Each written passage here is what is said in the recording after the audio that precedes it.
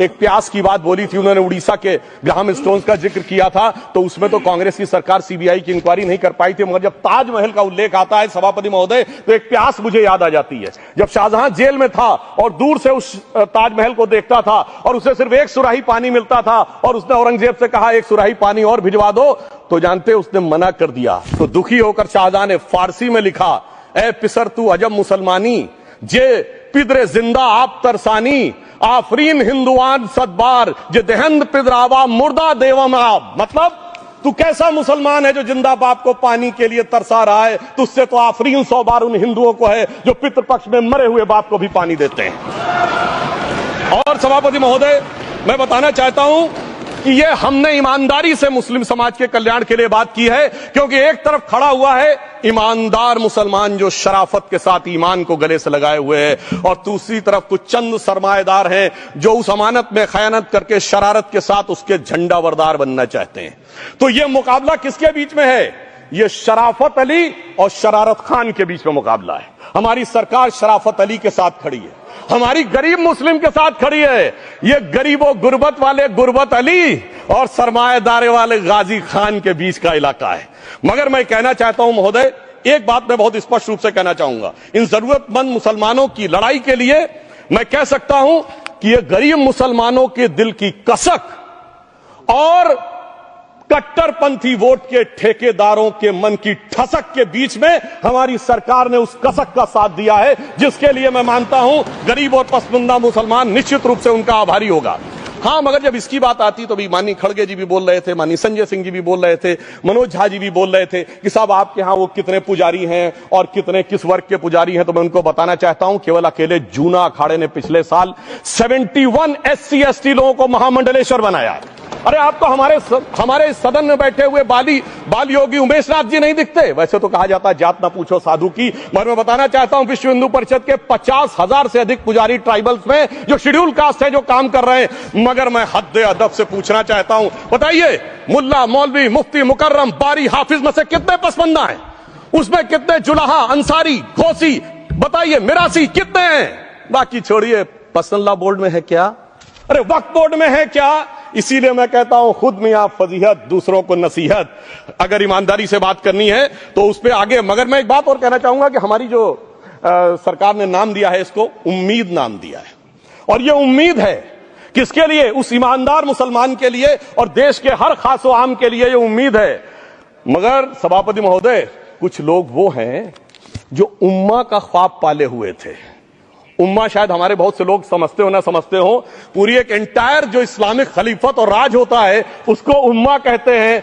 उम्मीद वालों को तो उम्मीद की नई रोशनी दिख रही है, उम्मा वालों की उम्मीद पे पानी फिर रहा है। तो ये उम्मीद और उम्मा के बीच का भी मामला है। परंतु मैं ये भी कहना चाहूंगा सभापति महोदय, इसके बाद सिर्फ ऐसा ही नहीं था। प्रॉपर्टीज के ऊपर, तमाम सरकारी प्रॉपर्टीज पे, जिसमें बहुत डिटेल में हमारे साथी लोग गए, मैं डिटेल में नहीं जाना चाहता। भोपाल का विषय है, हैदराबाद का विषय है, मुंबई का है, लखनऊ का है, पटना का है, बहुत प्रकार से है। माननीय लालू प्रसाद यादव जी का विषय जब बताया गया था तो बहुत ज्यादा हमारे मनोज झा जी बोल रहे थे, तो अब मैं उसके डिटेल में नहीं जाना चाहता हूं। सबने वो वीडियो देखा है। बस एक लाइन में उनके लिए कहना चाहूंगा, वो कुछ भी बोल रहे हैं, जिसे कहते हैं बिगड़ी बात बने नहीं, लाख करो किनकोए, रहीमन बिगड़े दूध को मथे न माखन होए। अब जो बोलना था वो बोल चुके, सबके सामने वो आ चुका। अब एक बात और है, दूसरे धर्म स्थलों के बारे में विषय आता है, तो मैं याद दिलाना चाहता हूं केरला के कैथोलिक चर्च ने 31 मार्च 2025 को जो लिखा, सिर्फ उसकी लास्ट की 2 लाइन बोलना चाहता हूं। We request the central government to get the amendment bill passed as early as possible so that the tears of thousands of suffering people in the place like Munambam can be wiped out only by a legal amendment that can provide a permanent solution to their suffering. We urge all the MPs from opposition party to support the bill so that the historic legislation can become unanimous. मगर सभापति महोदय, ये अल्पसंख्यकों की बात करने वाले जब अल्पसंख्यक की बात आती तराजू पे तोलते हैं, किसका वेट ज्यादा है, किसकी धमक ज्यादा है, किसकी खनक ज्यादा है, फिर तय करते हैं कि माइनॉरिटी के साथ आना है, किस माइनॉरिटी के साथ नहीं आना है। और मैं एक और बात कहना चाहता हूं, तमिलनाडु के तिरुचेरी मंदिर की बात आई, यमुनानगर में गुरुद्वारे की बात आई, केरल में क्रिश्चियन कम्युनिटी की जमीन की बात आई। बहुत सारे लोग प्लेसेस ऑफ वर्शिप के एक्ट की बात करते हैं, तो as per places of worship act Tamil Nadu का मंदिर का तो स्टेटस नहीं चेंज हो सकता। भाई 15 अगस्त 47 के बाद किसी प्लेस ऑफ वर्शिप का स्टेटस नहीं चेंज हो सकता, तो वक्फ बोर्ड को क्लेम फॉरफिट कर देना चाहिए, because it is in contrast to the places of worship act. परंतु अब सुनिए, यही गुरुद्वारे के बारे में भी होना चाहिए। मगर सभापति महोदय, चाहे वक्फ बोर्ड का एक्ट हो, चाहे प्लेसेस ऑफ वर्शिप एक्ट हो, एक ही को फायदा होना है, जिसे कहावत में कहते हैं खरबूजा छुरी पर गिरे या छुरी खरबूजे पे गिरे, आखिर में कटना भगवे रंग के खरबूजे को ही होता है। अब मैं यह भी बताना चाहता हूं कि इन संपत्तियों के द्वारा जो कुछ हुआ, उन्होंने इतनी चीजों को लिया है, इतनी चीजों को लिया है। एक पुराना उर्दू का शेर है कि मिटे नामियों के निशान कैसे कैसे, और ये जमीन खा गई आसमां कैसे कैसे।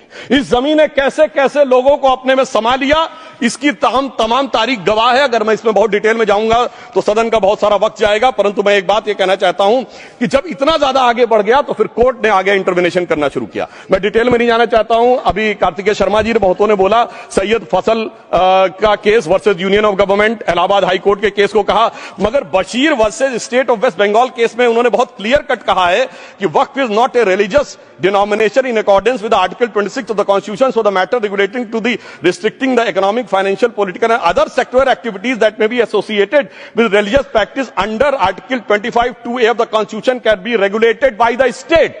तो मुझे लगता है अब इसके बाद कोई किंतु परंतु का स्कोप नहीं रह जाना चाहिए। परंतु उसके बाद भी सभापति महोदय, जो कानून को न माने, जो कहे संविधान को नहीं मानेंगे, और जो ये कहे कि साहब अदालत के आदेश को भी नहीं मानेंगे, तो फिर इसका मतलब उसके मन में तो एक ऐसी बादशाही आ गई है। इसके लिए मुझे सभापति महोदय